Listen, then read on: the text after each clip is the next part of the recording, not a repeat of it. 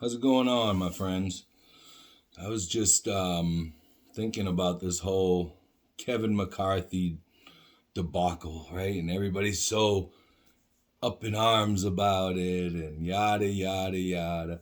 And the only thing I can think of is what else was going on during this time, you know? There was significant losses and grinding down of the Ukrainian soldiers. People are more concerned with which money changer is getting into the House of Government, right? The Congress, right?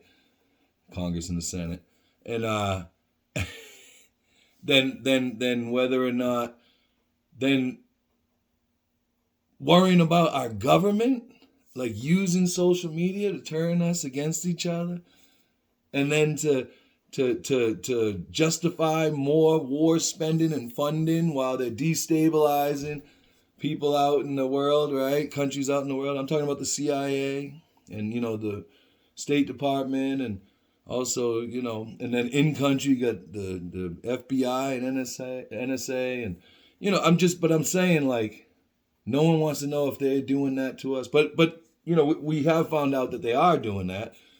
And people aren't concerned about that, but they give a fuck if this jerk off Kevin McCarthy becomes the new money changer rather than Nancy Pelosi. You know what I mean? Like the government's become this religion for people, right? You're either Protestant or Catholic, right? Or I'm just using that as, an analogy, but red or blue, right? I mean, it's ridiculous. But meanwhile, people are homeless. Fentanyl is coming over the southern border like it's out of fucking style.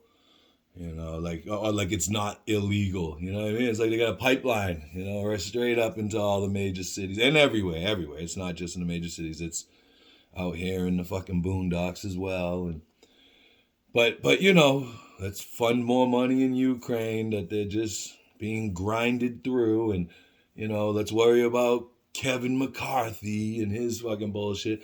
I mean, no one's even talking about FTX anymore.